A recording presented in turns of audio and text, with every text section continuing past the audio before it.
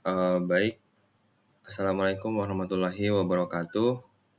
Perkenalkan, nama saya Melandri Ilhanwardana dari jurusan Ekonomi Syariah kelas 3C, yang dimana pada kesempatan kali ini saya ingin mereview atau mempresentasikan hasil dari tugas individu pada mata kuliah makroekonomi Islam yang diampu oleh Bapak Elif Fardiansyah, yang dimana pada kesempatan kali ini tugas individu review jurnal bertemakan kontribusi instrumen moneter syariah terhadap pengendalian inflasi di Indonesia.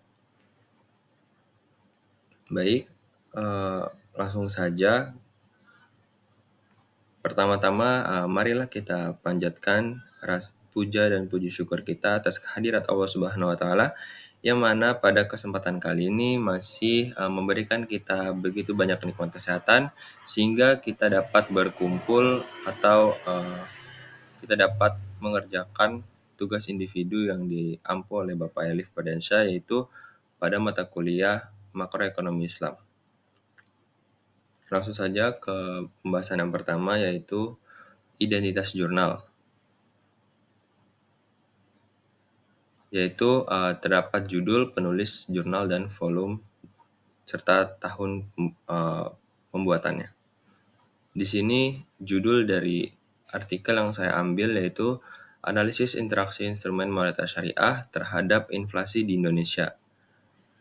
Menjelaskan pengaruh beberapa instrumen moneter berbasis syariah terhadap tingkat inflasi di Indonesia, dengan fokus pada kebijakan ekonomi berbasis syariah. Kemudian yaitu terdapat penulis.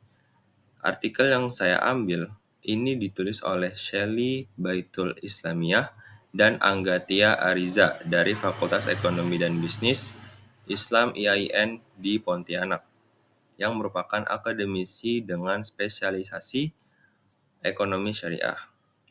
Kemudian yaitu jurnal. Jurnal ini dipublikasikan dalam Jurnal Ilmiah Ekonomi Islam edisi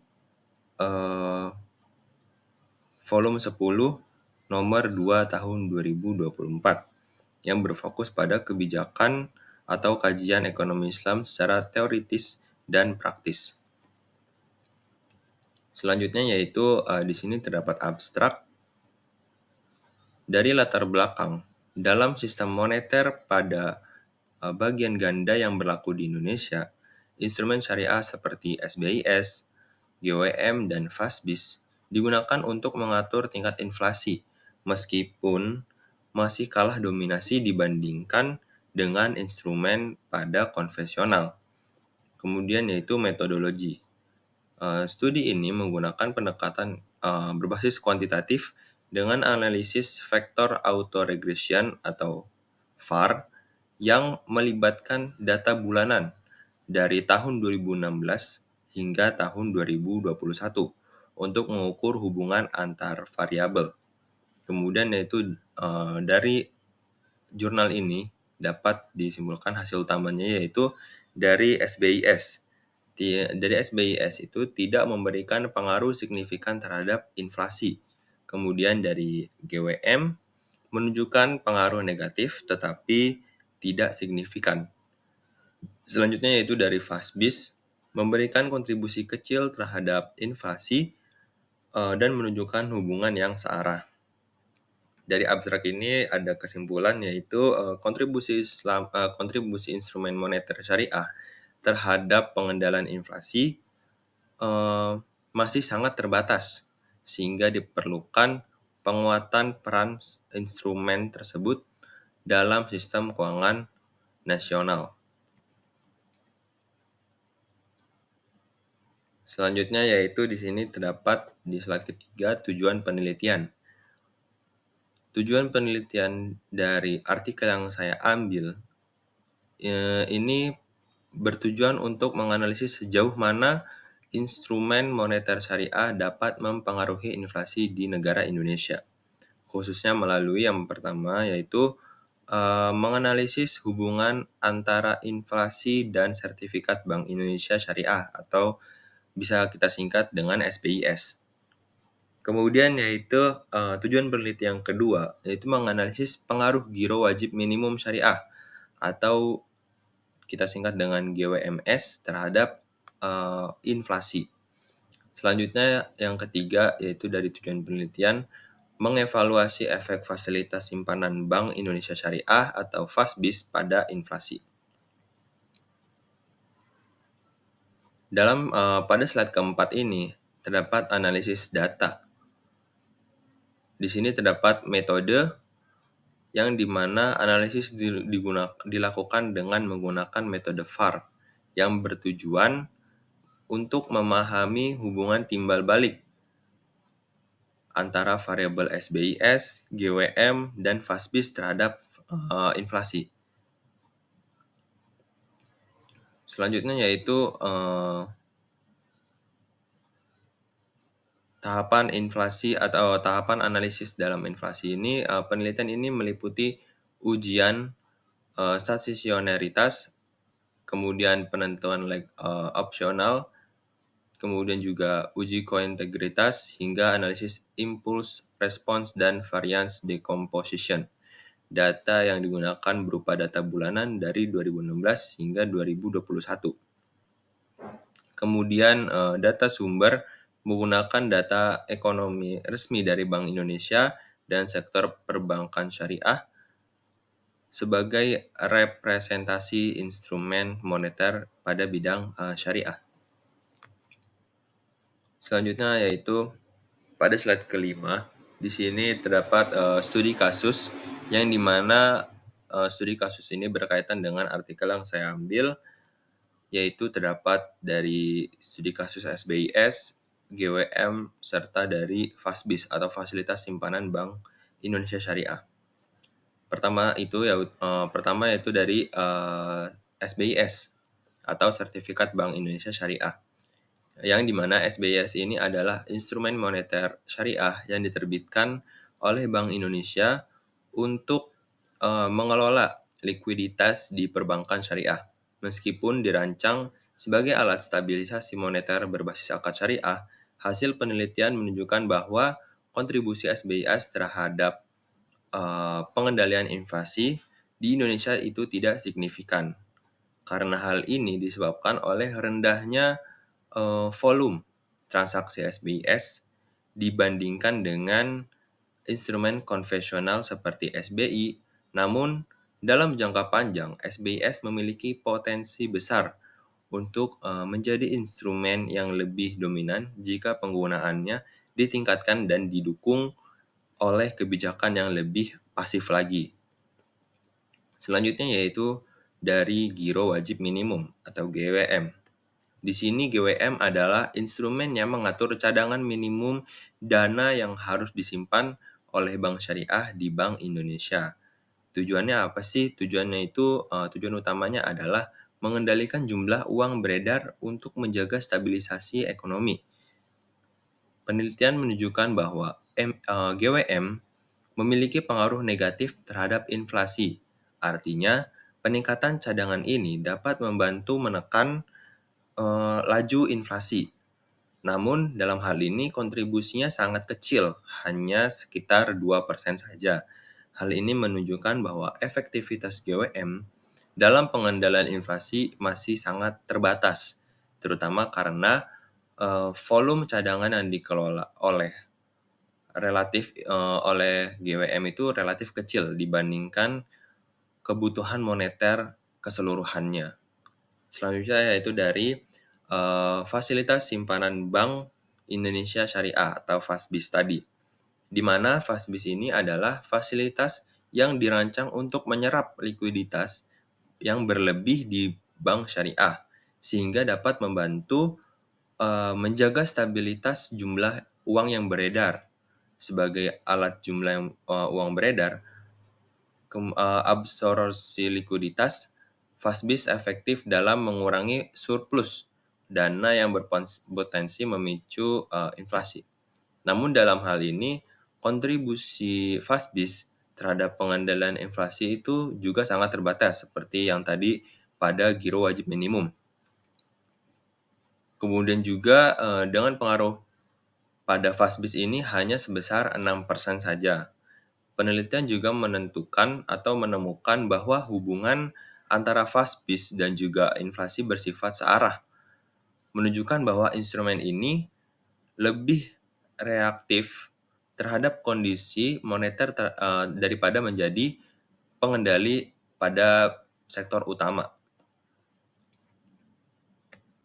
Selanjutnya yaitu pada slide ke-6 terdapat hasil penelitian dari artikel ini, yang dimana di sini terdapat hasil penelitian dari SBIS juga, yaitu Sertifikat Bank Indonesia Syariah, yang dimana SBIS yang dirancang ini sebagai instrumen stabilitas moneter berbasis zakat syariah, tidak menunjukkan pengaruh signifikan terhadap inflasi di Indonesia.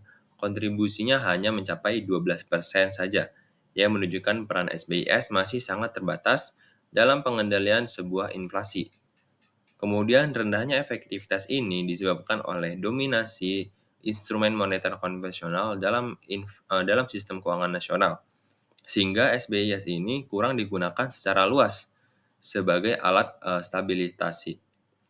Meskipun demikian, SBIS memiliki potensi yang cukup besar untuk berperan lebih signifikan di masa yang akan datang jika penggunaannya diperluas dan didukung dengan kebijakan yang lebih kuat lagi.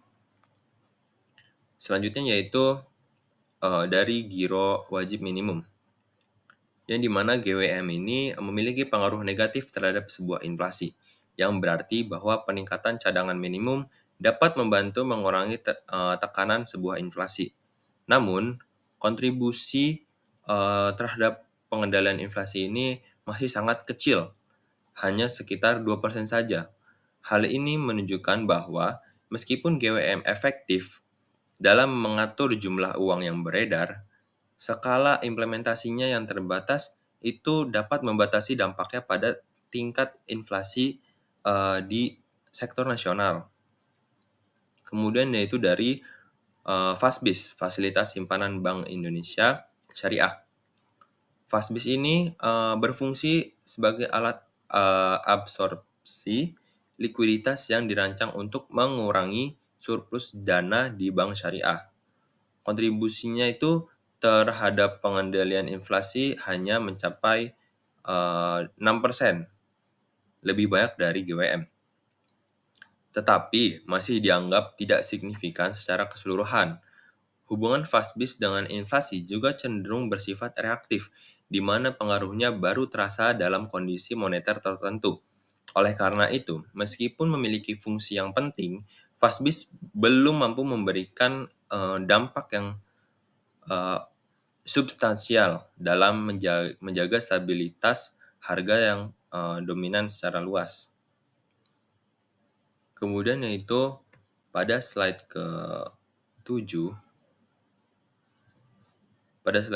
ini terdapat kesimpulan, yaitu instrumen moneter syariah sejauh ini belum memberikan dampak yang signifikan dalam mengendalikan inflasi di Indonesia. Meskipun memiliki potensi yang besar jika dioptimalkan, hal ini disebabkan oleh berbagai faktor, termasuk dominasi sistem moneter konvensional dan juga rendahnya volume transaksi instrumen syariah seperti SBIS, GWM, dan juga FASBIS. Oleh karena itu, diperlukan upaya untuk memperkuat peran instrumen syariah dalam sistem keuangan nasional, baik dalam sistem keuangan nasional melalui peningkatan penggunaan, pengembangan inovasi baru, maupun dukungan kebijakan yang lebih strategis lagi. Langkah-langkah ini diharapkan dapat meningkatkan efektivitas instrumen moneter syariah dalam menjaga stabilitas harga dan memberikan kontribusi yang lebih nyata terhadap perekonomian di Indonesia. Selanjutnya yaitu terdapat kekurangan dan juga kelebihan pada artikel yang saya ambil ini, yang dimana di sini saya akan membacakan kekurangannya terlebih dahulu, yaitu salah satu kekurangan utama dari artikel ini adalah kontribusi instrumen moneter syariah terhadap pengendalian inflasi masih sangat kecil. yang menyebabkan hasil penelitian cenderung kurang signifikan dalam memberikan solusi konkret terhadap masalah inflasi. Kemudian, em, hal ini juga mencerminkan bahwa sistem moneter syariah di Indonesia belum cukup berkembang untuk bersaing dengan sistem konvensional. Selain itu juga penelitian ini eh, kurang memperhatikan faktor eksternal yang dapat mempengaruhi inflasi, seperti pengaruh kebijakan ekonomi global, fluktuasi nilai tukar, ataupun dinamika harga komoditas internasional.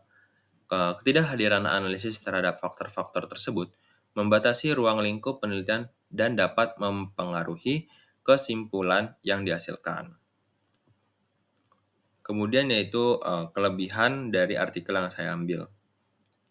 Artikel ini memberikan analisis kuantitatif yang terstruktur dengan seperti vektor autoregression, VAR, yang memungkinkan evaluasi hubungan yang kompleks antara variabel-variabel ekonomi syariah dan dengan inflasi. Metode ini meningkatkan validitas dan akurasi hasil penelitian, menjadikannya relevan untuk studi akademik maupun praktis. Selain itu, fokus penelitian ini pada instrumen sangat spesifik seperti sertifikat Bank Indonesia Syariah atau SBIS, giro wajib minimum atau GWM, dan fasilitas simpanan Bank Indonesia Syariah atau FASBIS. Ini memberikan wawasan yang mendalam mengenai efektivitas masing-masing instrumen dalam konteks kebijakan moneter syariah di Indonesia. Dalam pendekatan ini dapat membantu menyoroti kelemahan dan potensi setiap instrumen secara terpisah yang berguna bagi pembuat kebijakan dan penelitian di bidang ekonomi syariah. Baik, mungkin cukup sekian presentasi yang saya sampaikan pada kesempatan kali ini. Jika terdapat kekurangan maupun kesalahan dalam berkata, mohon maaf yang sebesar-besarnya. Saya akhiri presentasi pada kali ini.